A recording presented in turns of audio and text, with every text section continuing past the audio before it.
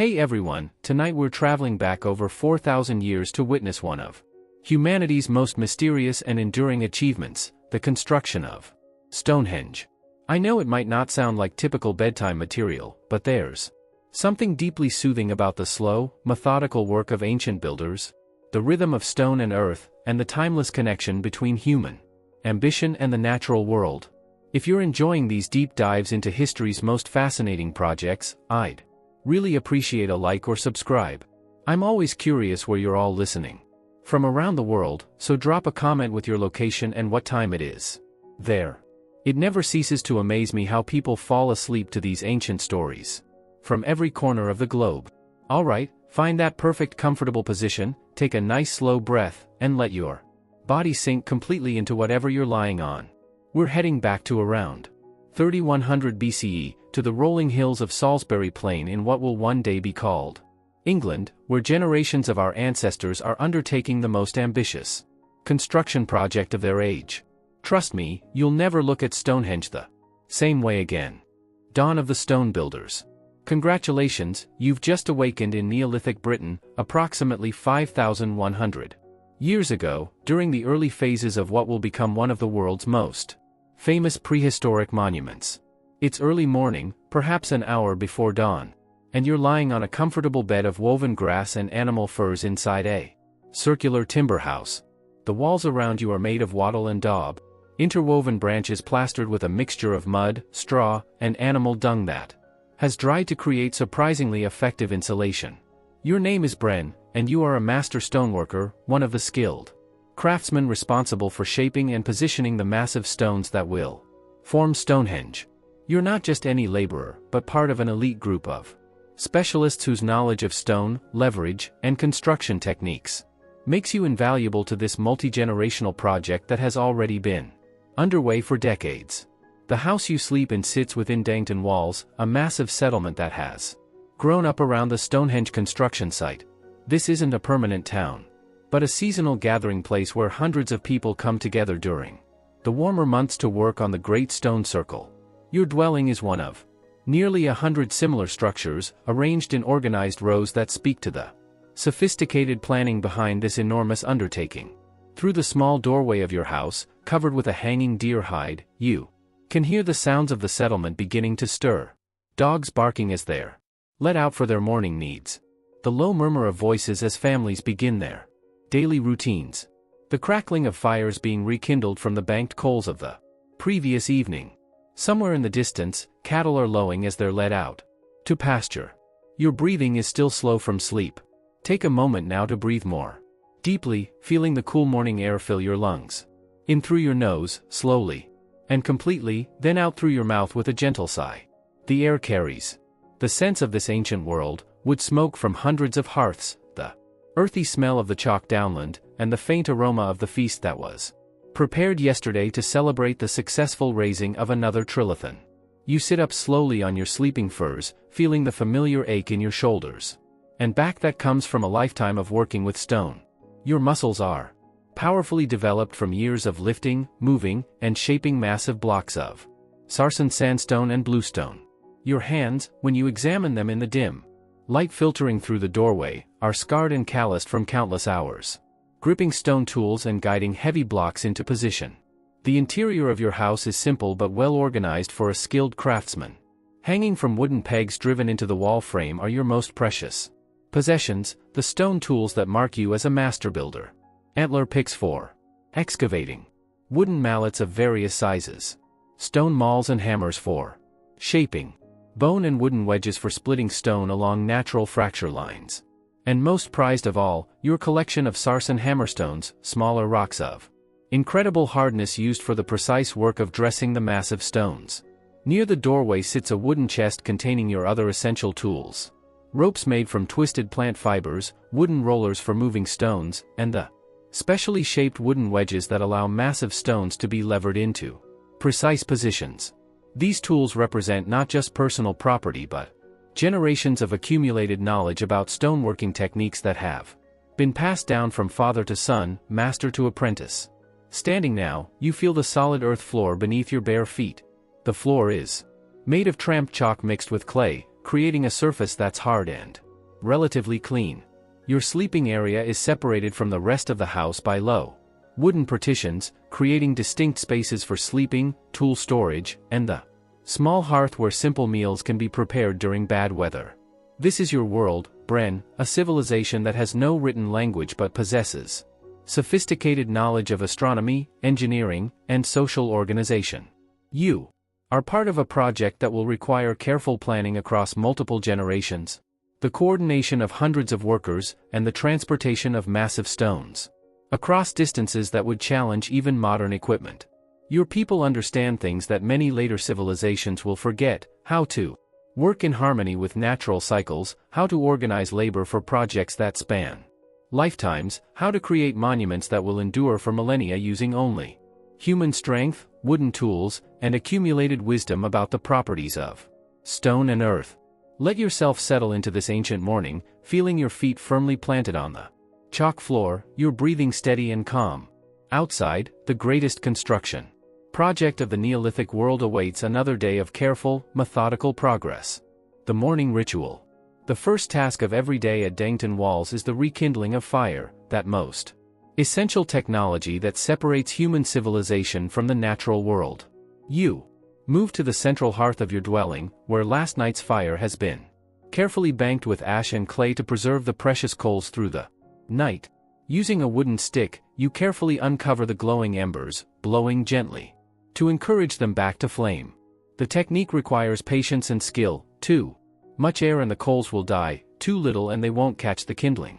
Your breathing naturally regulates the process, each gentle exhalation providing just enough oxygen to nurse the fire back to life. Dry grass and small twigs catch first, then larger pieces of wood that will provide the steady heat needed for cooking and warmth. The smoke rises through a carefully constructed opening in the thatched roof, a ventilation system that keeps the interior relatively clear while allowing the fire to burn efficiently. As flames dance in the hearth, you prepare for the day ahead with rituals that have remained unchanged for countless generations. From a ceramic pot, you pour water into a wooden bowl and wash your face and hands. The water is cold, drawn yesterday evening from the nearby river Avon, and the shock of it against your skin fully awakens your senses. Your clothing is simple but practical for the work ahead. A leather tunic that reaches to your knees, made from deer hide that's been carefully tanned and softened. Woolen leggings that provide protection against thorns and rough stone. Leather shoes with thick soles, essential for workers who spend their days on rocky ground. Over everything, a woolen cloak that can be adjusted for warmth or cast aside when heavy labor heats your body. The morning meal is equally simple: a porridge made from emmer wheat, sweetened with honey and mixed with nuts gathered from the surrounding forests. Cheese made from sheep's milk.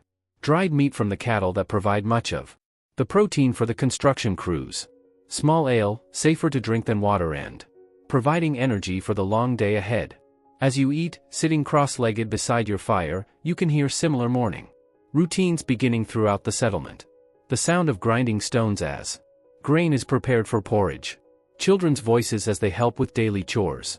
The occasional bark of orders as work gang leaders begin organizing their teams for the day's labor. Through your doorway, you can see smoke rising from chimneys throughout Dangton Walls, creating a hazy canopy that hangs over the settlement in the still morning air. The sight is somehow comforting, evidence of hundreds of people beginning another day of shared purpose, working together on a project that none of them will live to see completed but all understand to be of profound importance. Your breathing settles into the rhythm of anticipation as you finish your meal and begin gathering the tools you'll need for today's work.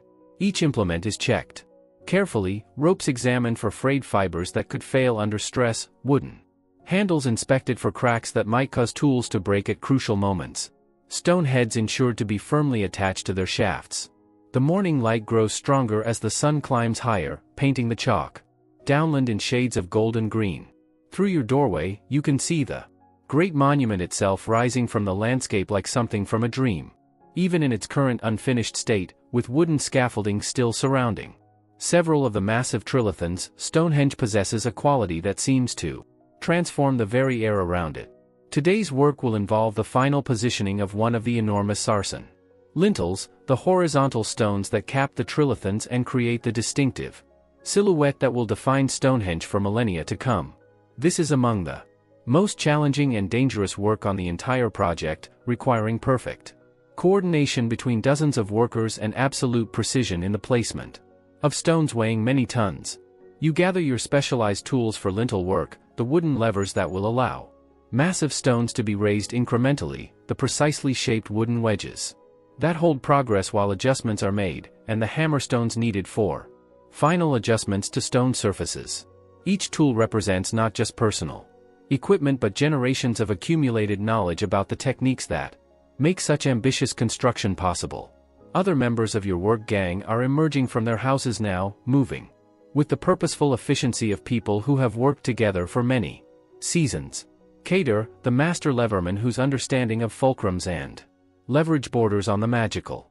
Finn, the rope specialist whose knots and rigging can support loads that would seem impossible. Old Bevan, the master mason, whose eye for stone placement has guided the construction of every trilithon raised so far. The team assembles naturally, without formal commands or rigid hierarchy. Each person knows their role, understands their responsibilities, and trusts their companions with their lives. This kind of coordination doesn't develop overnight. It's the result of years working together on increasingly challenging aspects of the monument's construction. Your breathing deepens as you join the group, adjusting to the mindset required for the dangerous precision work ahead. Today's task will demand perfect attention to detail, absolute trust in your teammates, and the kind of patience that allows massive stones to be moved safely and accurately using only human strength and wooden tools. The settlement around you continues its morning awakening as work gangs form and begin moving toward the monument site.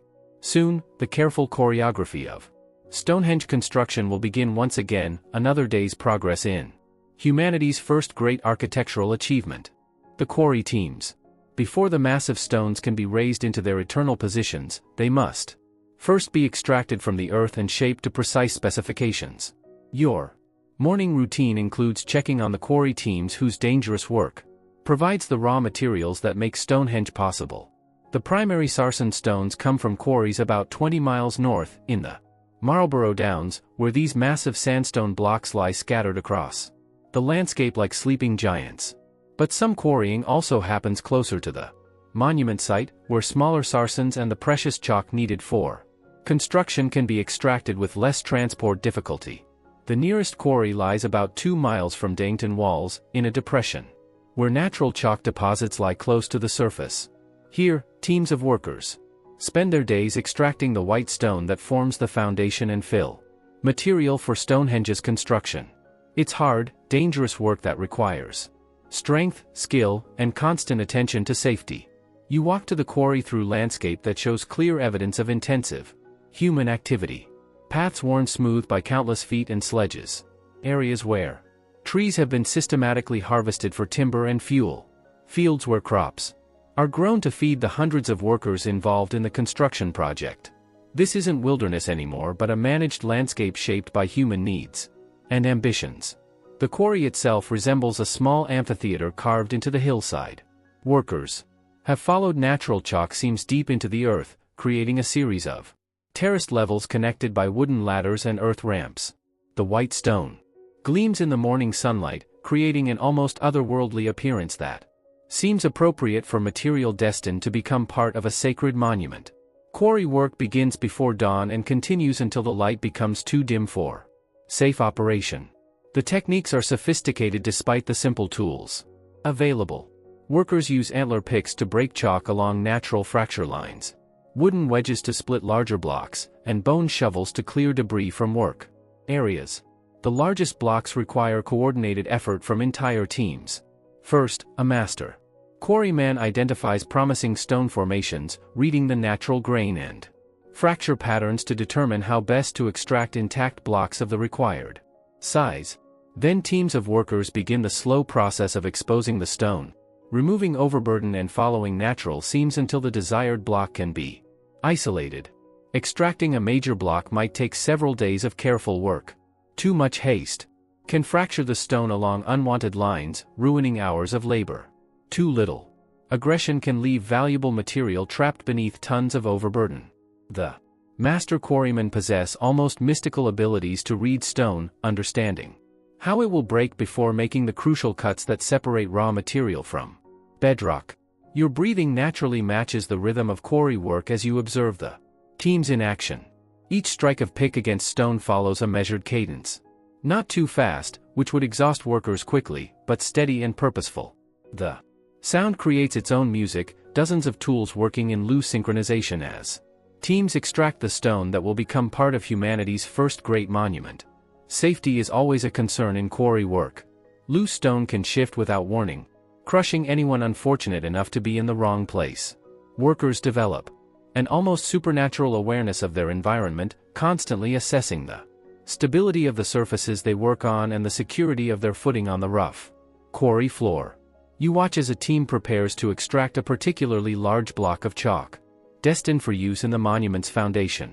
The master quarryman, a weathered man named Gareth, whose scarred hands speak of decades working with stone, examines the block from multiple angles before making his cuts.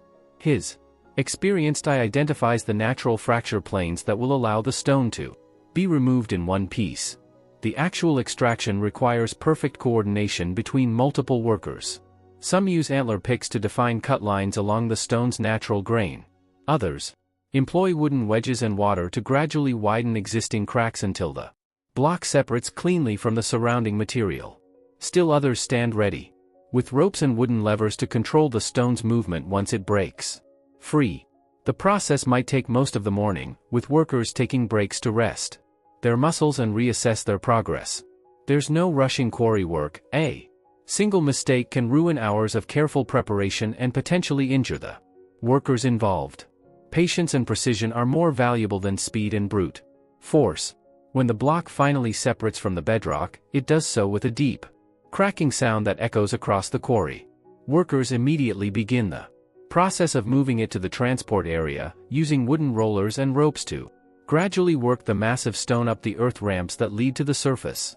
Your role as a master stoneworker involves inspecting quarried blocks for flaws that might affect their suitability for specific purposes. Stones destined for visible portions of the monument must be relatively free of cracks and weathering. Material for foundations or internal fill can accept blocks with minor imperfections. Understanding these distinctions helps ensure that quarry efforts are directed toward producing the right kinds of stone for different construction needs. The quarry teams work with impressive efficiency despite their simple tools. Each worker understands their role in the complex choreography of stone extraction. Communication happens through established hand signals and brief, specific instructions rather than lengthy explanations. Experience has taught everyone how to work safely and effectively in this dangerous environment. As the morning progresses, extracted stones begin accumulating in the transport staging area. Here, they'll be loaded onto wooden sledges for the journey to the monument site. The logistics of moving massive stones across rough terrain using only human and animal power represent one of the greatest challenges of the entire Stonehenge project. Your breathing remains steady and controlled as you observe the quarry operations, assessing the quality of extracted material and planning how specific blocks might be used in today's construction work. The coordination required between quarrying, transport, and construction teams represents organizational sophistication that will not be seen again in Britain for thousands of years. The Great Transport. Perhaps the most awe-inspiring aspect of Stonehenge construction is the transportation of massive stones across distances that would challenge even modern equipment. Today, you'll be part of the team responsible for moving a freshly quarried sarsen block from the temporary staging area to the monument site, a journey of only 2 miles, but one that will require careful planning, perfect coordination, and backbreaking labor from dozens of workers. The stone in question weighs approximately 15 tons, not the largest that will be incorporated into Stonehenge, but substantial enough to demonstrate all the techniques and challenges involved in prehistoric stone transport. It measures roughly 12 feet long, 4 feet wide, and 3 feet thick, its irregular surface showing the natural texture of sarsen sandstone that will be carefully shaped once it reaches the monument. The transport system represents generations of accumulated engineering knowledge. The basic technique involves wooden sledges, human hauling teams, and a system of wooden rollers that allow massive loads to be moved across relatively smooth terrain. But the complexity lies in the details, the design of the sledges, the organization of hauling teams, and the preparation of transport routes. Your morning begins with inspecting the sledge that will carry today's stone. These aren't simple wooden platforms but sophisticated vehicles designed specifically for heavy transport. The frame is made from oak timbers, carefully selected for strength and joined using traditional woodworking techniques that create rigid but flexible structures capable of handling enormous loads. The sledge runners are particularly important, long wooden skids that distribute the weight across a larger ground surface and provide smooth contact with the wooden rollers. The runners must be perfectly parallel and precisely shaped to ensure the sledge tracks straight during transport. Any misalignment can cause dangerous instability when dealing with loads measured in tons. Loading the stone onto the sledge requires its own complex choreography. Teams of workers use wooden levers to gradually raise one end of the block while others slide wooden supports underneath. The process is repeated in increments, slowly raising the stone until it reaches the height of the sledge bed. Then begins the delicate process of sliding the massive block onto the transport platform. Every movement must be controlled and coordinated. The stone center of gravity must be carefully positioned over the sledge's strongest structural members. Ropes are arranged to secure the load and provide control points for the hauling teams. Wooden wedges are used to prevent any unwanted movement during transport. Your breathing naturally deepens as you participate in this loading process, the physical demands requiring steady oxygen flow to muscles working at their maximum capacity. Each breath brings cool morning air that helps maintain focus during work where a single mistake could crush anyone nearby. The hauling teams themselves represent remarkable organization. 40 men are arranged in 4 teams of 10, each team assigned to specific rope positions around the sledge. The lead team pulls from the front, providing forward momentum. Side teams provide directional control, preventing the sledge from wandering off the prepared track. A rear team controls the descent on slopes and helps break the massive load when necessary. Communication between teams happens through established calls and hand signals. The master transport coordinator, a man named Drystan whose experience spans decades of moving megalithic blocks, serves as the overall director of the operation. His voice carries across the hauling teams, calling out the rhythm and coordinating efforts to ensure all 40 men pull together. The transport route itself has been carefully prepared over previous seasons. Trees and large rocks have been removed. Soft ground has been reinforced with stone and timber. Steep sections have been modified with ramps and terracing to create manageable gradients. The path represents as much engineering as the monument itself, designed specifically to allow multi-ton loads to be moved safely, using only human power. The actual movement begins slowly, with teams gradually taking up tension on their ropes until the massive weight begins to overcome static friction. The moment when the sledge first moves is always dramatic, tons of stone suddenly transitioning from complete stillness to steady motion, accompanied by the groaning of wood under stress and the coordinated breathing of 40 men working in unison. Once moving, the sledge develops its own momentum that must be carefully controlled. On level ground, the teams can maintain a steady walking pace, the wooden rollers turning smoothly beneath the runners as the load advances. But changes in terrain require constant adjustment of technique and coordination. Uphill sections demand maximum effort from all teams, with workers leaning into their ropes and breathing heavily as they overcome gravity's resistance. Downhill slopes require careful braking, with rear teams applying controlled tension to prevent dangerous acceleration. Level ground allows for steady progress and brief opportunities for teams to rest and recover. The wooden rollers themselves require constant attention. As the sledge advances, rollers emerge from behind and must be carried forward to extend the track ahead. Teams of workers coordinate this process, ensuring there's always a smooth path for the advancing load. The rollers must be perfectly straight and properly aligned. Any irregularity can cause dangerous instability in the massive sledge. Your role during transport involves monitoring the stone's position on the sledge and watching for any signs of shifting that could create dangerous imbalances. The rope securing the load must be constantly checked for signs of stretching or fraying. Wooden wedges may need adjustment as the vibration of transport gradually affects their positioning. The journey proceeds at a pace that seems impossibly slow by modern standards. Perhaps half a mile per hour under good conditions. But the steady progress is hypnotic, the rhythmic breathing of the hauling teams creating a kind of moving meditation as the massive stone creeps across the landscape toward its eternal destination. Rest stops happen every few hundred yards, allowing teams to recover and reassess their coordination. During these breaks, the master transport coordinator inspects all equipment, adjusts rope positions, and ensures that fatigue isn't compromising safety.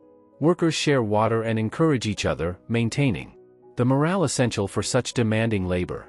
As the monument site comes into view, the transport teams prepare for the final challenge, maneuvering the massive stone into position beside the construction area where it will wait its turn for incorporation into the eternal circle. This final positioning requires the greatest precision, as the stone must be placed exactly where the construction teams can most efficiently begin their work. The master builders. The heart of Stonehenge construction lies in the extraordinary skills of the master builders, the craftsmen whose understanding of stone, leverage, and engineering allows massive blocks to be raised with precision that will endure for millennia. These aren't common laborers but specialists whose knowledge has been accumulated over generations and refined through decades of experience with increasingly ambitious projects. You are part of this elite group, and today's work involves one of the most challenging aspects of Stonehenge construction, raising and positioning the massive lintel stones that cap the trilithons. This work requires not just physical strength but sophisticated understanding of leverage, balance, and the properties of different types of stone under stress. The lintel stone you'll be working with today weighs approximately 8 tons and measures 15 feet in length. It must be raised nearly 16 feet above the ground and positioned precisely across the tops of 2 vertical stones, creating one of the iconic trilithon formations that define Stonehenge's appearance. The tolerance for error is virtually zero, any misalignment could destabilize the entire structure. The raising technique developed by your master builders represents engineering sophistication that won't be equaled in Britain for thousands of years. The basic principle involves creating a gradually rising platform of timber and stone that allows the lintel to be levered upward in controlled increments. But the execution requires precise understanding of forces, materials, and the dozens of potential failure points in such an ambitious undertaking. Construction begins with the preparation of the work area around the trilithon. The ground must be perfectly level and firm enough to support the enormous temporary loads involved in the raising process. Workers have spent days creating a stable foundation using ram chalk and carefully fitted stone blocks. Any settling or shifting during the raising process could be catastrophic. The timber platform that will support the raising process represents sophisticated carpentry using only stone and bone tools. Oak beams are carefully fitted together, using traditional joinery techniques, creating a structure strong enough to support tons of stone while remaining stable during the complex raising procedure. The platform must be precisely level and positioned to allow the lintel to be maneuvered into its final position. Your breathing naturally adjusts to the focused concentration required for this precision work. Each breath brings the oxygen needed for sustained attention to detail, while the rhythm of inhalation and exhalation helps maintain the calm focus, essential when working with forces that could easily kill anyone who makes a careless mistake. The actual raising begins with the lintel stone positioned horizontally on wooden rollers beside the base of the platform. Teams of workers use massive wooden levers, some measuring 20 feet in length, to gradually raise one end of the stone while others slide supporting timbers underneath. The process is repeated in tiny increments, slowly building up a wooden framework that supports the stone at an ever-increasing angle. Each lift requires perfect coordination between multiple teams. The lever operators must apply steady, controlled pressure that raises the stone smoothly, without sudden movements that could destabilize the supporting structure. The blocking teams must quickly and accurately position wooden supports that hold each increment of progress. The monitoring teams watch constantly for any signs of instability or equipment failure. The master builder directing this operation, an elderly man named Sir Nunnos, whose experience spans more trilithon raisings than anyone can count, calls out instructions in a voice that carries absolute authority. His eye for the subtle signs of stress in wood and stone has prevented countless accidents over the years. Workers trust his judgment implicitly, knowing that their lives depend on his ability to read the complex forces at work in such an operation. As the lintel rises, the leverage required increases dramatically. Longer levers must be brought into position, requiring more workers and creating greater mechanical advantage but also greater potential for catastrophic failure. The wooden supporting structure grows more complex, with each level of timber carefully arranged to distribute loads safely while providing access for the workers manipulating the levers. The stone's progress upward happens in increments of perhaps 6 inches at a time, with lengthy pauses between lifts to assess stability and reposition equipment. There's no rushing this process. A single mistake could destroy weeks of work and kill or seriously injure multiple workers. Patience and precision are far more valuable than speed and enthusiasm. Your role involves monitoring the stone's position and orientation as it rises, ensuring that it remains properly balanced and aligned for eventual placement across the trilithon. The lintel must not only reach the correct height but also be positioned with perfect accuracy to align with the specially prepared receiving surfaces on the tops of the vertical stones. The vertical stones themselves show evidence of sophisticated stoneworking techniques.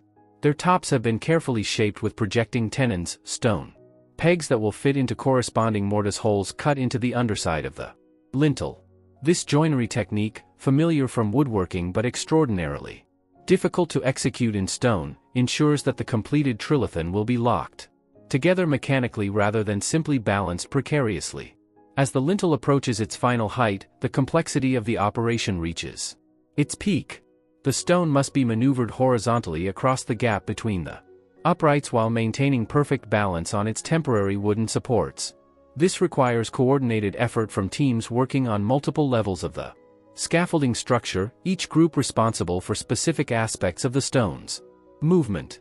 The final positioning demands absolute precision. The lintel must be lowered exactly into place, with its mortise holes aligning perfectly with the tenons projecting from the upright stones. Any misalignment means lifting the massive stone again and repeating the positioning process until perfect fit is achieved. When the lintel finally settles into its eternal position, locked securely to the uprights by the stone tenons and mortises, the moment is marked by profound satisfaction from all involved. Another piece of the great monument has been successfully placed, one more step toward the completion of a project that will outlast empires and civilizations. The scaffolding and temporary supports are carefully dismantled, their timber saved for future construction operations. The trilithon stands complete, its massive stones positioned with precision that modern equipment would be challenged to match. The master builders have once again demonstrated the extraordinary capabilities that make Stonehenge possible. Your breathing naturally slows as the intense concentration of the raising operation gives way to the satisfaction of successful completion. Another day's work in humanity's first great architectural achievement, another demonstration that sophisticated engineering is possible using only human knowledge, traditional materials, and the patient application of accumulated wisdom. The sacred measurements. Beyond the impressive engineering and massive stones, Stonehenge represents something equally remarkable, a monument designed according to sophisticated astronomical and mathematical principles that reveal the advanced knowledge possessed by its Neolithic builders. Your role today involves working with the master geometricians, the specialists who ensure that every aspect of the monument's layout conforms to the sacred measurements that give Stonehenge its profound significance. These aren't arbitrary dimensions but carefully calculated proportions based on observations of the sun, moon, and stars accumulated over generations of skywatching. The monument serves not just as an impressive architectural achievement but as a massive calendar and astronomical calculator, its stones positioned to mark important celestial events with remarkable precision.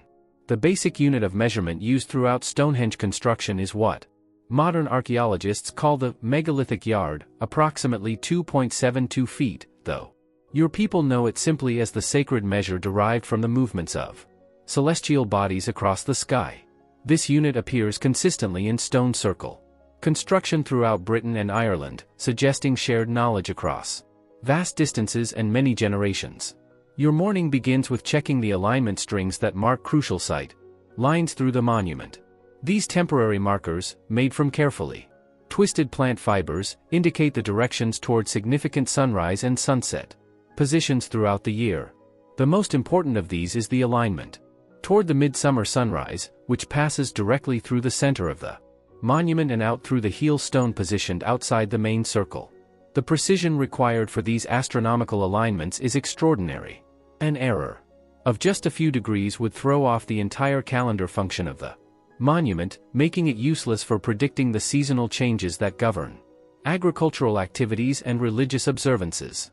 The master geometricians use techniques passed down through oral tradition to achieve accuracy that rivals modern surveying equipment. Your breathing naturally adjusts to the contemplative pace required for this precision work. Each measurement must be made carefully and checked multiple times against reference points established during earlier phases of construction.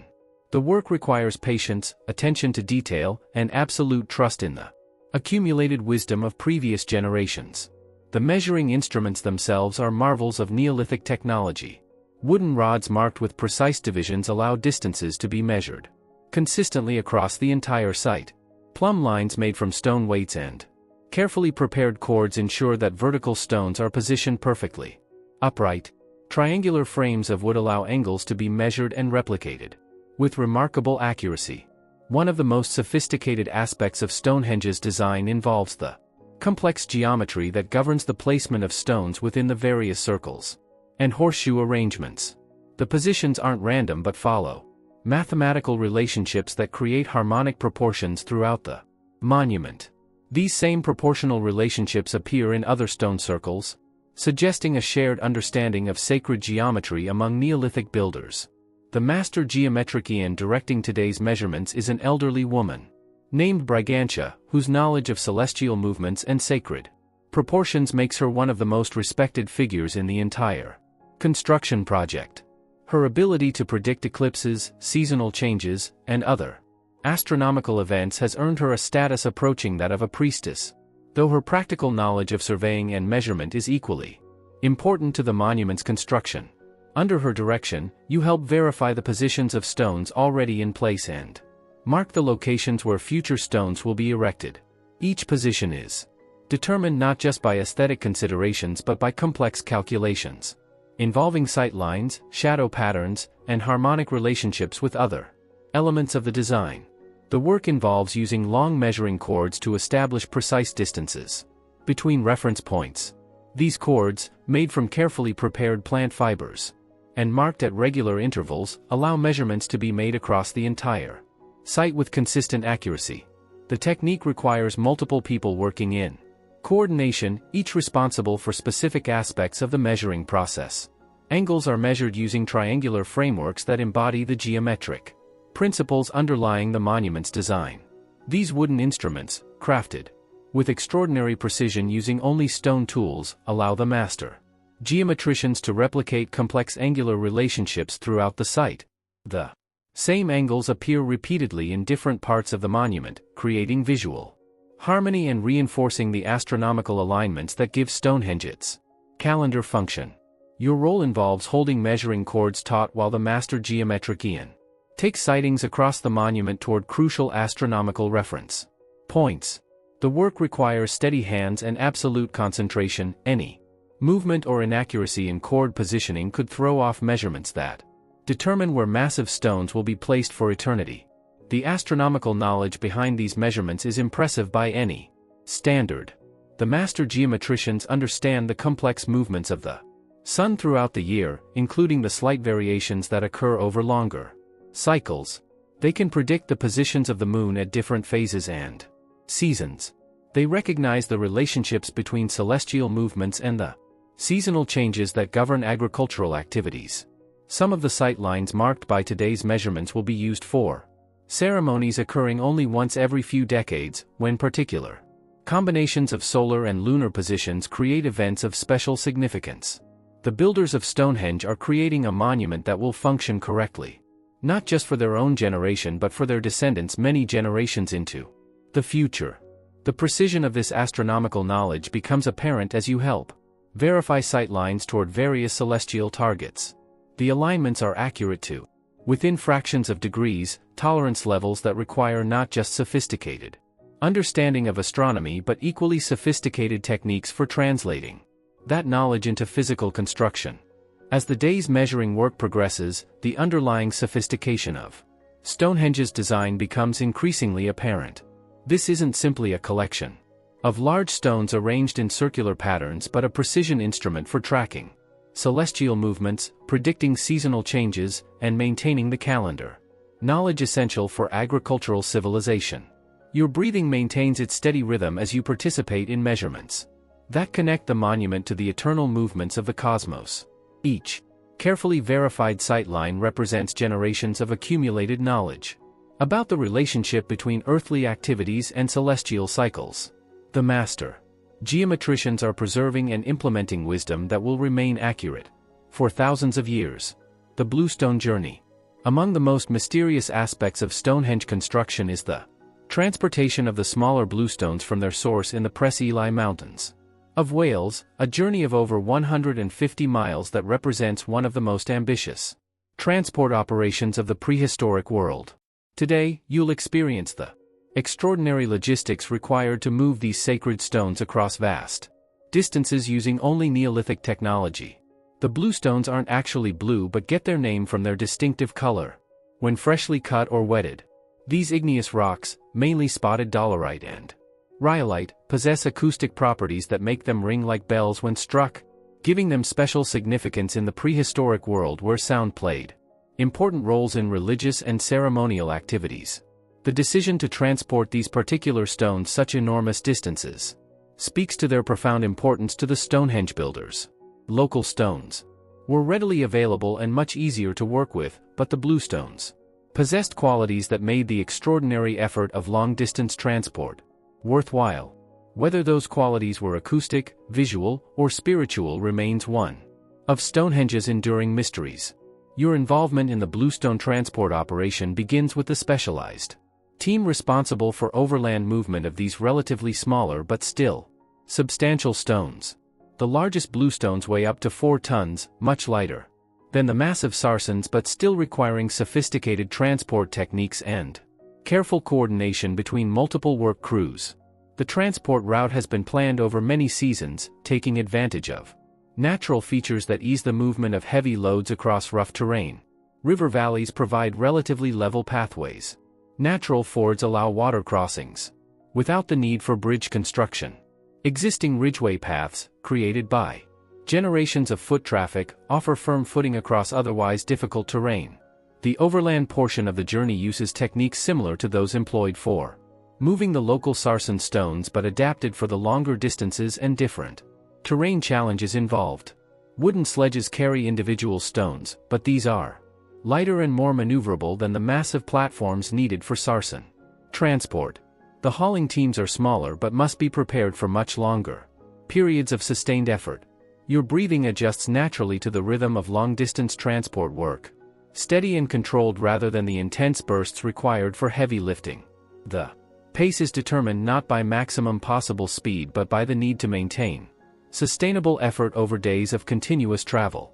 Each breath supports muscles working at moderate intensity for extended periods. The sledges used for bluestone transport represent specialized engineering, adapted for long-distance travel. The runners are shod with stone or antler to reduce wear during extended contact with rough ground. The frames are designed for easy repair using materials available along the transport route. Provisions for carrying food, water, and camping equipment are built into the sledge design. Navigation across unfamiliar terrain requires specialized knowledge passed down through generations of long-distance traders and travelers. The route finders use a combination of celestial observation, landmark recognition, and accumulated geographical knowledge to maintain direction across landscapes that lack modern reference points. The transport teams themselves represent a significant investment in human resources. Each stone requires a crew of perhaps 20 people, haulers, route finders, equipment specialists, and support personnel responsible for food, shelter, and security during the long journey. The total expedition might involve several hundred people when all the support functions are considered. River transport, where possible, offers significant advantages over overland Hauling. Wooden rafts can carry much heavier loads than sledges while requiring fewer people for propulsion. The bluestone's relatively compact size makes them ideal for water transport, allowing multiple stones to be moved simultaneously with greater efficiency than overland methods. The rafts themselves represent sophisticated watercraft construction using only traditional materials and techniques. Oak logs are carefully selected for buoyancy and structural strength. Lashing techniques using plant fiber ropes create flexible but strong connections that can handle the stresses of heavy cargo and rough water. Steering and propulsion systems allow the rafts to be controlled in various water conditions.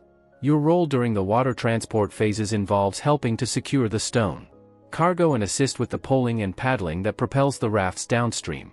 The work is less physically demanding than overland hauling but requires different skills, balance, coordination, and understanding of water conditions that affect raft handling. River travel presents its own challenges and dangers. Rapids must be navigated carefully to avoid capsizing rafts carrying irreplaceable cargo. Shallow sections may require portaging around obstacles. Weather conditions can make water transport impossible, forcing delays while expeditions wait for suitable conditions. The logistics of feeding and sheltering transport expeditions during the weeks required for the complete journey represent significant organizational challenges. Food must be carried or obtained through hunting and gathering along the route. Shelter materials must be portable enough for daily transport yet adequate for protection during overnight stops. Security against both wild animals and potentially hostile human groups requires constant vigilance. As the transport expedition approaches Salisbury Plain, the final challenges involve integrating the newly arrived bluestones into the ongoing construction activities at Stonehenge. The stones must be unloaded from their transport systems, inspected for damage during the journey, and positioned where they can be incorporated into the monument according to the master plan. The arrival of each new bluestone shipment represents a significant milestone in the monument's construction. These stones will be shaped and positioned according to the same high standards applied to all Stonehenge construction, but their distant origins give them special significance in the overall design. Their placement within the monument follows astronomical and geometric principles that integrate them into the sophisticated pattern of the entire structure. Your breathing naturally deepens with satisfaction as another successful transport operation concludes. The bluestones have completed their extraordinary journey from the Welsh Mountains to Salisbury Plain, ready to take their eternal places in humanity's first great astronomical monument. The coordination required for such long-distance transport operations demonstrates organizational capabilities that won't be seen again in Britain for thousands of years. The seasonal rhythms. Stonehenge construction follows the natural rhythms of the agricultural year, with different activities scheduled according to seasonal conditions and the availability of workers from farming communities throughout the region. Understanding these cycles is crucial to comprehending how such an ambitious project could be sustained over the many generations required for completion. Spring brings the beginning of the main construction season as winter weather gives way to conditions suitable for heavy outdoor work. The ground, frozen and muddy during the dark months, becomes firm enough to support the massive loads involved in megalithic construction. Rivers, swollen with winter rain and snowmelt, become more suitable for water transport of heavy stones. Your spring awakening at Dainton Walls coincides with the arrival of work crews from farming communities throughout the region. Families who have spent the winter months in isolated farmsteads begin gathering at the monument site, bringing with them the accumulated energy and enthusiasm of people who have been planning and preparing for the construction season during the long, dark months. The spring work begins with maintenance and preparation activities that were impossible during winter weather. Transport routes are repaired and improved, with winter damage to wooden roadways and stone causeways corrected before heavy transport operations resume. Tool maintenance and replacement takes priority, with worn or damaged equipment repaired or replaced before the demanding work of the construction season begins. Stoneworking activities that were curtailed during the winter months resume with renewed intensity. Quarrying operations restart as frozen ground becomes workable again. Stone shaping work, moved indoors or suspended during the coldest months, moves back to outdoor work areas where better light and ventilation make precision work more feasible. Your breathing naturally adjusts to the increased activity level as the construction site comes fully alive with the arrival of spring. The pace is energetic but sustainable, reflecting the understanding that the work must continue for many months without exhausting the workforce. Each breath brings the fresh air of spring, carrying sense of new growth and renewed life that mirror the monument's own progress toward completion.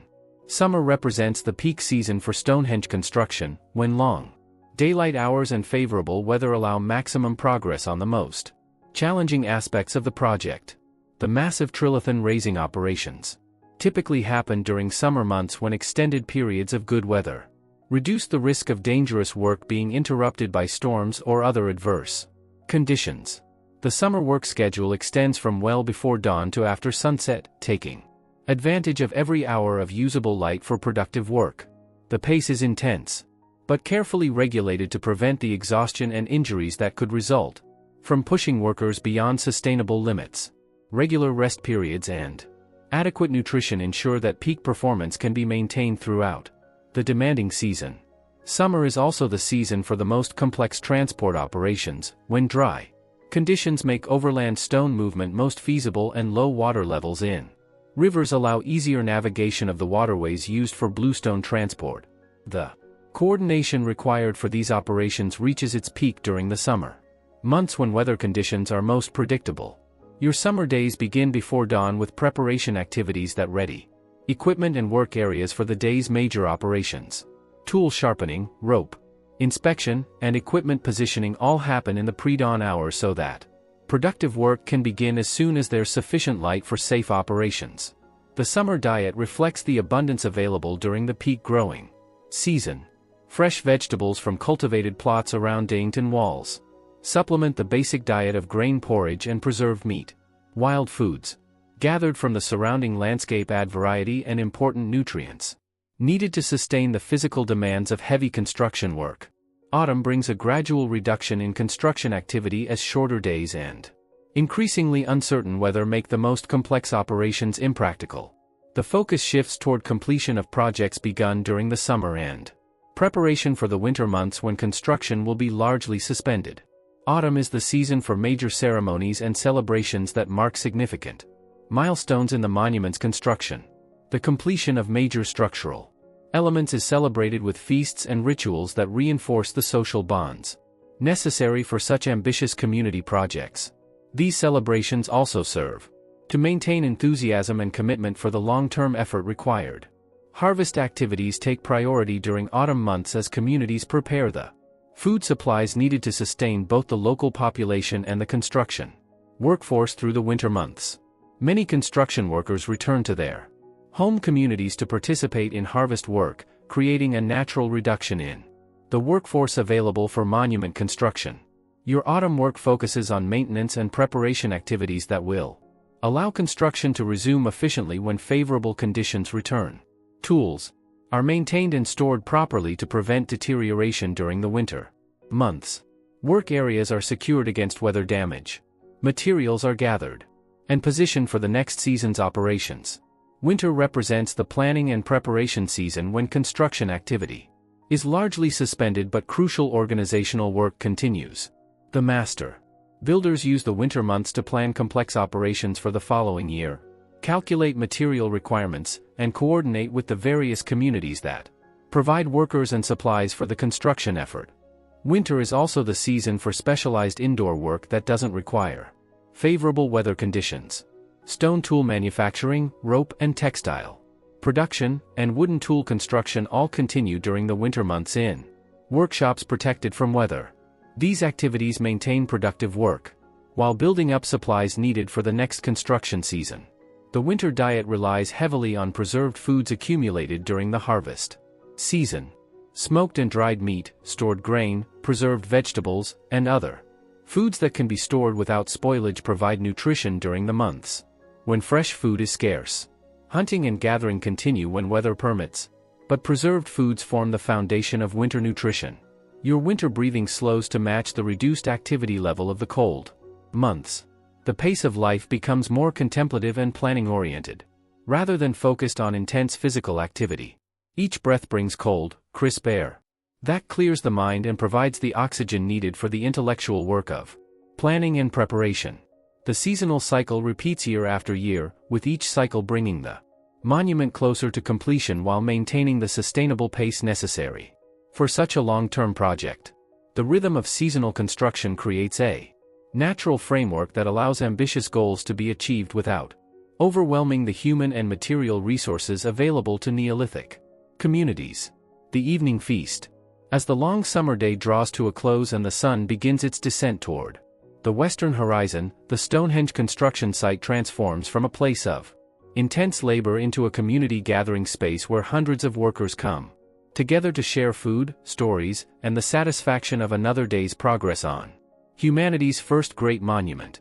The evening meal at Dainton Walls represents more than simple nutrition. It's a crucial social institution that maintains the bonds necessary for such ambitious community cooperation. Workers who have spent the day in specialized teams, scattered across different aspects of the construction project, now come together in a shared space that reinforces their common purpose and mutual dependence. The cooking arrangements themselves represent sophisticated organization and logistics. Large communal hearths, capable of preparing food for hundreds of people, are tended by specialist cooks who understand the techniques needed to feed such large groups efficiently. The scale of food preparation rivals anything seen in the ancient world, requiring careful planning and coordination to ensure adequate nutrition for the massive workforce. Your evening begins with the gradual convergence of work teams toward the central feasting area as the day's construction activities wind down. The pace becomes more relaxed, voices carry laughter and conversation rather than work instructions, and the atmosphere shifts from focused productivity to social celebration of shared accomplishment. The communal hearths create impressive displays as cooking fires blaze in preparation for the evening meal. Smoke rises from numerous fires, creating a hazy canopy that hangs over the settlement as the still evening air holds the aromatic evidence of food preparation. The sight of so many cooking fires speaks to the scale of the construction effort and the sophisticated organization required to sustain it. Food preparation for such large groups requires techniques and equipment scaled up from normal household cooking. Massive ceramic vessels, specially made for communal food service, hold stews and porridges prepared in quantities that would feed entire villages. Large wooden serving implements, crafted specifically for community feast service, allow efficient distribution of food to long lines of hungry workers. The menu reflects both the agricultural abundance of Neolithic Britain and the sophisticated understanding of nutrition needed to sustain heavy physical labor. Cattle provide the foundation protein, with entire animals roasted over large fires for special occasions and smaller portions prepared daily for regular meals. Pork from domestic pigs adds variety, while deer and other wild game supplement the meat supply. Your breathing naturally slows as you join the gathering crowd, adjusting from the focused intensity of construction work to the relaxed social atmosphere of evening community time. The transition is important for both physical recovery and social cohesion, allowing workers to process the day's experiences while building the relationships necessary for continued cooperation. Grain preparations provide the carbohydrate foundation of the evening meal. Bread baked in large outdoor ovens feeds hundreds of people with each batch. Porridges made from various grains provide filling, nutritious meals that can be prepared efficiently for large groups. Fermented grain beverages, the ancestors of beer, provide both calories and safe hydration while contributing to the celebratory atmosphere. The serving process itself demonstrates sophisticated understanding of group dynamics and social organization. Food distribution follows established protocols that ensure fair portions while maintaining the social hierarchies necessary for coordinating such complex projects. Master craftsmen and project leaders receive choice portions as recognition of their special responsibilities, while ensuring that all workers receive adequate nutrition. Vegetables and wild foods add nutritional variety to the basic diet of meat and grain. Leeks, onions, and other cultivated vegetables are prepared in large quantities. Wild foods gathered from the surrounding landscape, nuts, berries, edible plants, supplement the cultivated foods and provide essential nutrients needed for sustained physical effort. Your evening meal is consumed while sitting in informal groups that mix workers from different specialties and different communities. These social interactions serve crucial functions in maintaining the cooperation necessary for long-term project success. Information is shared, problems are discussed, and the social bonds that enable such ambitious cooperation are strengthened through regular social contact. The conversation around evening fires reflects the interests and concerns of people engaged in one of history's most ambitious construction projects. Technical discussions about stoneworking techniques mix with speculation about the monument's ultimate purpose. Stories from home communities are shared with workers from distant areas. Plans for tomorrow's work are discussed and refined through informal consultation. Storytelling forms an important part of evening entertainment, with skilled narrative performers sharing traditional tales that connect the current project to the broader cultural traditions of Neolithic Britain. These stories serve educational functions, preserving technical knowledge and cultural values while providing entertainment that strengthens community bonds. Music and singing also contribute to evening social activities. Simple instruments, drums, flutes, and string devices, provide accompaniment for communal singing that includes work songs, religious chants, and entertainment pieces. The music serves both recreational and functional purposes, teaching work rhythms and preserving cultural traditions. As darkness settles over Dangton walls, the fires provide warmth and light that extend the social gathering well into the night. The flames create dancing shadows that emphasize the dramatic quality of the ancient world where artificial light was precious, and gathering around fires represented both practical necessity and social opportunity. Your breathing becomes deeper and more relaxed as the day's work gives way to evening rest and social recuperation. The rhythm of inhalation and exhalation matches the gentle pace of evening conversation and the hypnotic flicker of firelight. Each breath brings the scented air of wood smoke and cooking food, aromas that will forever be associated with memories of this extraordinary community effort. The evening feast gradually winds down as workers prepare for sleep, but the social connections formed during these gatherings continue to strengthen the bonds that make such ambitious cooperation possible. Tomorrow will bring new challenges and new opportunities for progress, but tonight there is only the satisfaction of work well done and the companionship of people united in pursuit of an eternal monument. Night sounds and ancient dreams. As the evening feast gradually disperses and the great settlement of Dangton Wall settles into its nighttime rhythms, you make your way back to your circular house through paths lit by dying embers and the soft glow of stars unpolluted by artificial light. The ancient world's darkness is complete in ways modern people rarely experience, creating an environment where sound, smell, and touch become more important than vision for navigation and awareness. The night sounds of the construction settlement create their own symphony of ancient life.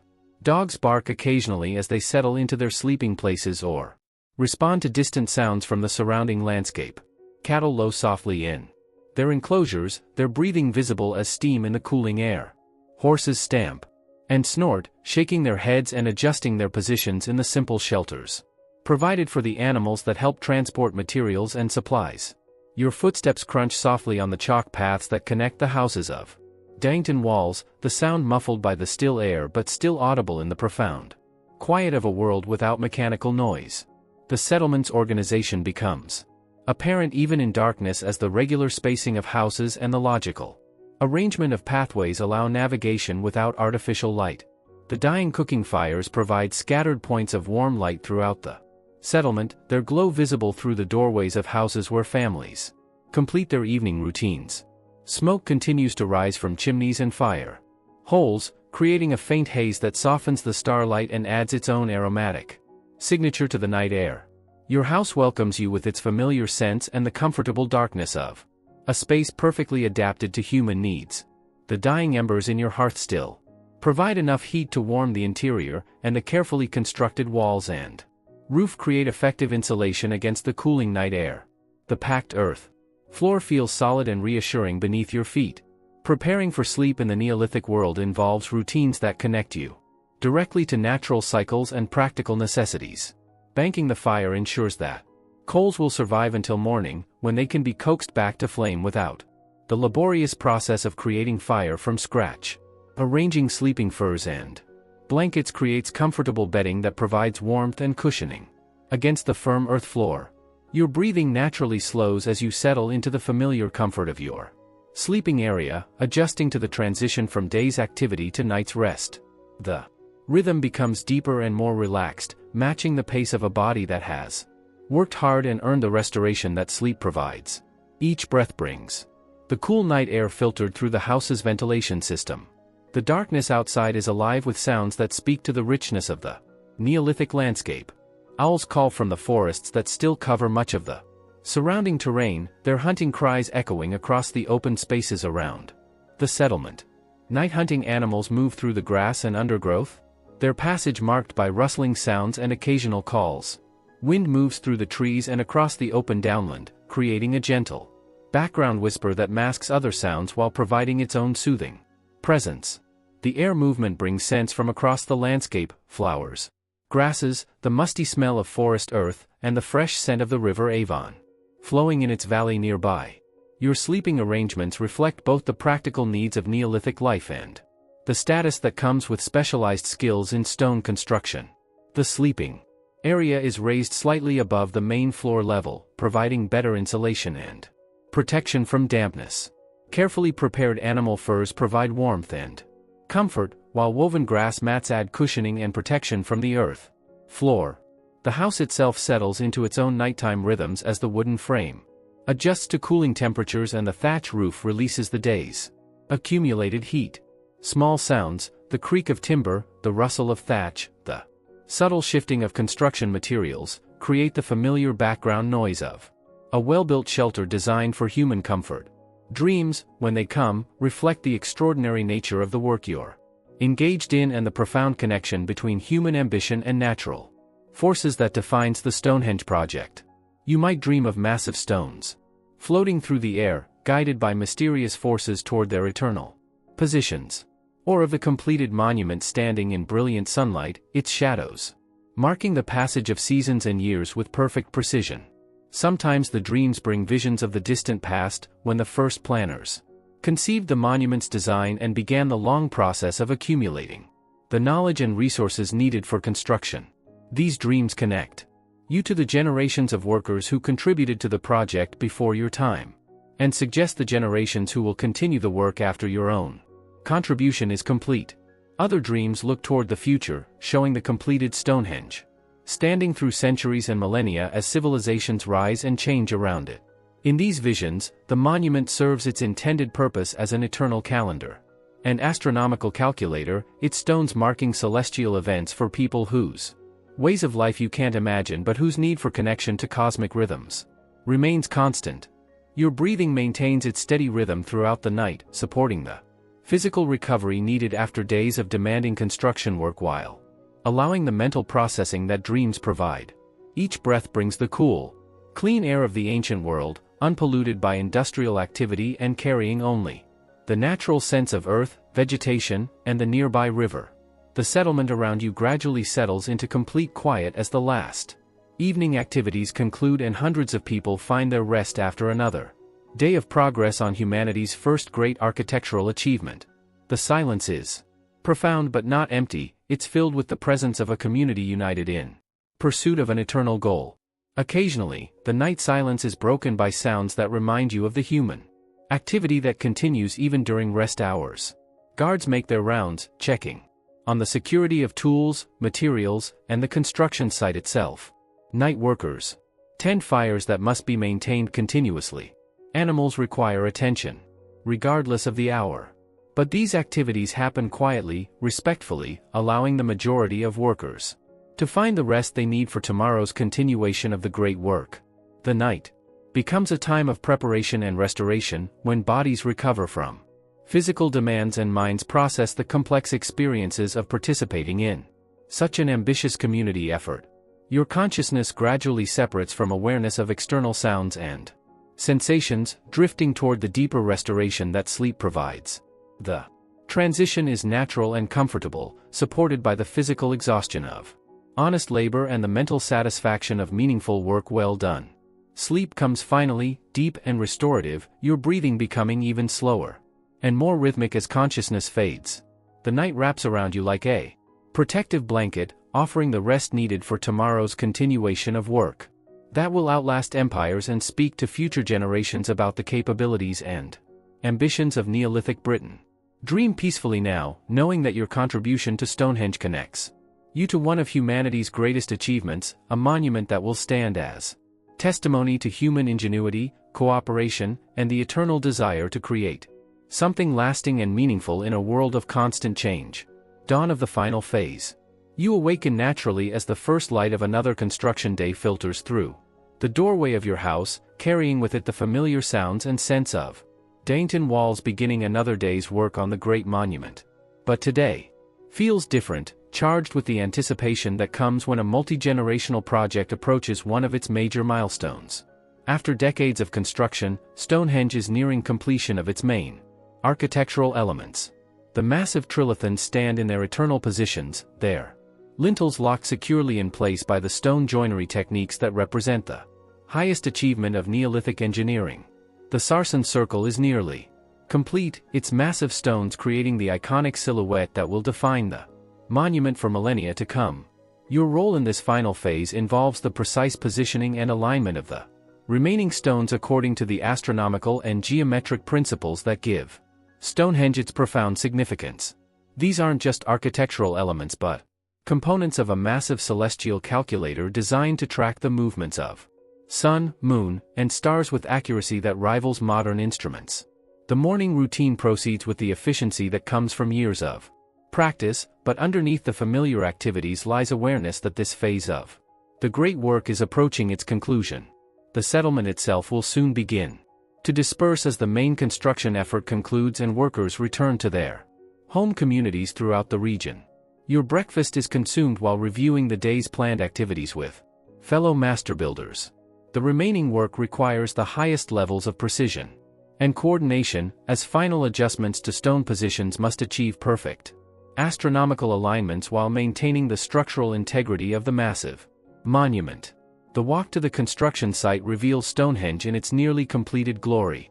Its massive stones arranged according to principles that connect earthly architecture to cosmic movements. The monument dominates the landscape like a statement carved in stone about human capabilities and aspirations, visible 4 miles across the rolling downland of Salisbury Plain. Today's work involves adjusting the position of one of the final sarsen stones to achieve perfect alignment with the midsummer sunrise. The precision required is extraordinary, an error of just a few degrees would compromise the monument's function as an astronomical calendar. The stone weighs over 20 tons and has already been raised into approximate position, but final adjustments require techniques developed specifically for such precision work. Your breathing naturally deepens as you approach the monument, adjusting to the focused concentration required for work where tolerances are measured in fractions of degrees rather than feet or inches. The rhythm of inhalation and exhalation provides psychological preparation for tasks that demand absolute attention to detail and perfect coordination with your fellow workers. The adjustment technique involves using massive wooden levers in combination with precisely calculated leverage points to move the enormous stone in tiny increments. Teams of workers apply controlled pressure while master builders monitor sight lines and make measurements that determine when perfect alignment has been achieved. The process requires patience that spans hours rather than minutes, with each small adjustment carefully evaluated before the next movement is attempted. There's no rushing precision work with stones of this magnitude. A single mistake could damage the monument or injure workers, undoing weeks of careful preparation. Your role involves monitoring one of the crucial sight lines that determines proper stone position. Using techniques passed down through generations of astronomical observers, you track the stone's alignment relative to reference points that mark significant celestial positions. The work requires understanding of both practical surveying techniques and the complex movements of celestial bodies. As the morning progresses, the massive stone gradually moves toward perfect position through the coordinated efforts of dozens of workers applying precisely controlled forces. Each increment of movement brings the monument closer to the astronomical accuracy that represents its ultimate purpose and highest achievement. The master builders directing this operation possess knowledge accumulated over generations of monument construction throughout Britain and Ireland. Their understanding of leverage, stone properties, and astronomical alignments. Represents the culmination of Neolithic engineering and scientific knowledge, applied to humanity's most ambitious architectural project. The final positioning happens gradually, almost imperceptibly, as tiny adjustments accumulate into perfect alignment. When the stone finally achieves its intended position, the moment is marked not by celebration but by profound satisfaction that another piece of the eternal puzzle has been correctly placed. Your breathing maintains its steady rhythm as the morning's precision work concludes and attention turns to the remaining tasks that will complete this phase of Stonehenge construction. Each breath brings the knowledge that you're participating in the final chapters of one of history's most remarkable construction projects. The monument stands nearly complete now, its massive stones arranged according to principles that will remain accurate for thousands of years. The builders have created something that transcends their own time and speaks to universal human desires to understand cosmic patterns and create lasting monuments to achievement and aspiration. As the sun climbs higher in the morning sky, its rays pass through Stonehenge. According to the precise calculations that governed its design, the monument functions exactly as intended, marking seasonal changes and astronomical events with accuracy that demonstrates the sophisticated knowledge possessed by its Neolithic builders. The Eternal Circle. The completion of Stonehenge's main construction phase represents not an ending but a transition from active building to the eternal function for which the monument was designed. Your final day as part of the construction workforce involves participating in ceremonies that mark this transition while ensuring that the monument's astronomical functions operate with perfect precision. The Great Stone Circle stands complete in the morning light, its massive trilithons and sarsen stones arranged according to principles that connect earthly architecture to celestial movements. The monument possesses a presence that seems to transform the very air around it, creating sacred space that acknowledges both human achievement and cosmic forces that govern all earthly activities. Your breathing naturally adjusts to the profound atmosphere surrounding the completed monument. Each inhalation brings air that seems charged with significance, while each exhalation releases awareness of individual concerns in favor of connection to the eternal purposes that Stonehenge embodies. The rhythm becomes meditative, contemplative, appropriate for experiencing humanity's first great astronomical cathedral. The ceremonies marking construction completion involve the entire community that has sustained the project over multiple generations. Workers who contributed to early phases return to witness the fulfillment of plans they helped implement. Community leaders from throughout the region gather to acknowledge the achievement and commit to maintaining the monument's function for future generations. The astronomical alignments that govern Stonehenge's design become apparent as the ceremony proceeds according to the position of the sun throughout the day.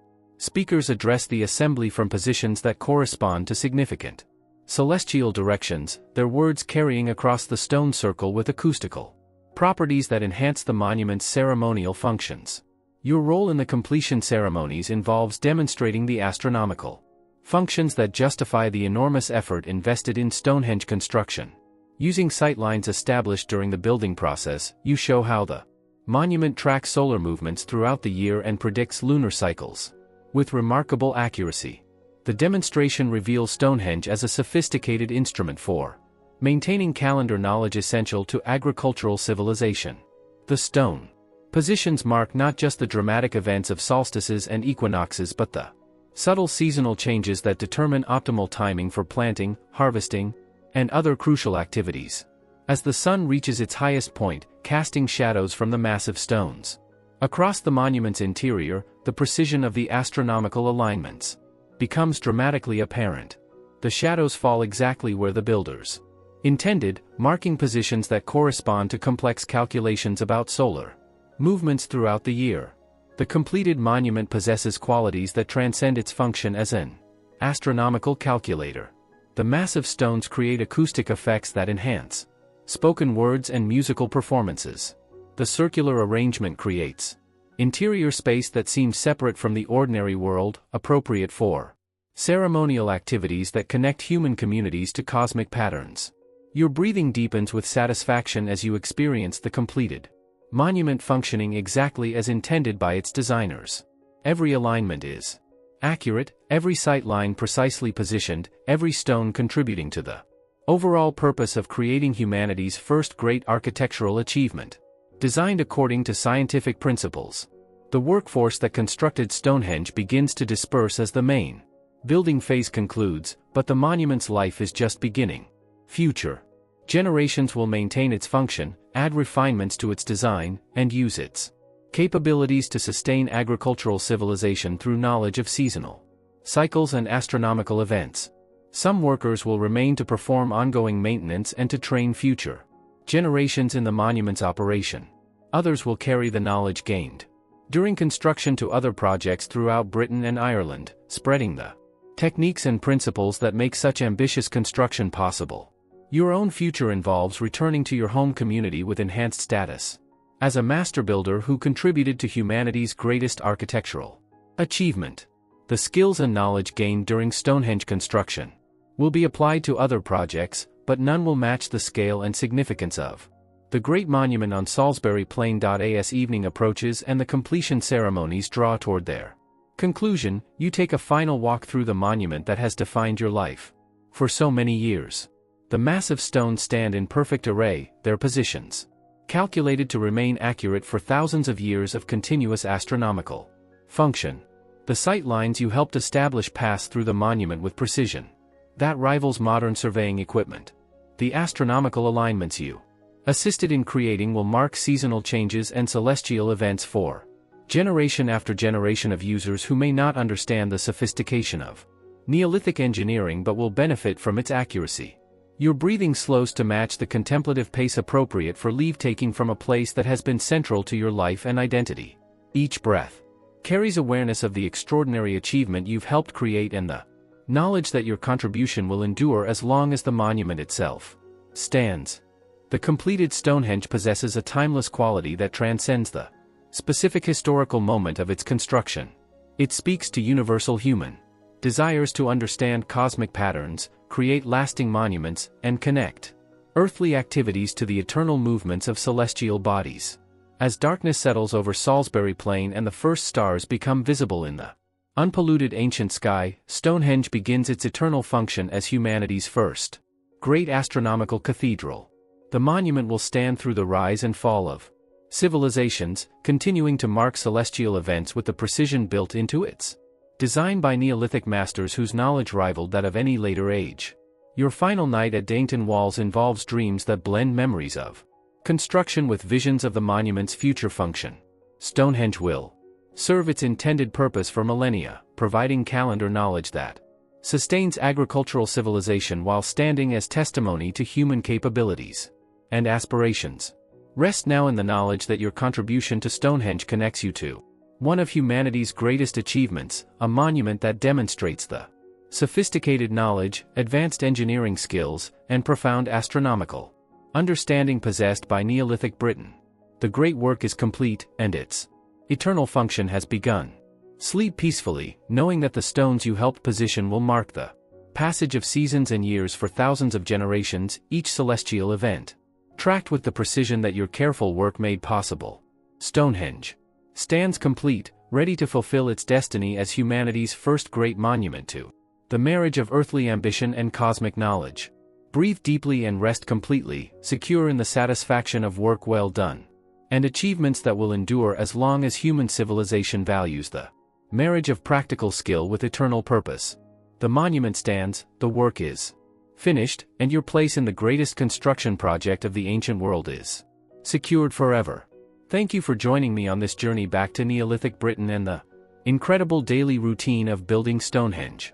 If you enjoyed this deep dive into ancient history, please like and subscribe for more stories that bring the past to life in ways that help you drift off to peaceful sleep, sweet dreams, and remember, every time you see Stonehenge, you'll now know the extraordinary human effort and sophisticated knowledge that made it possible.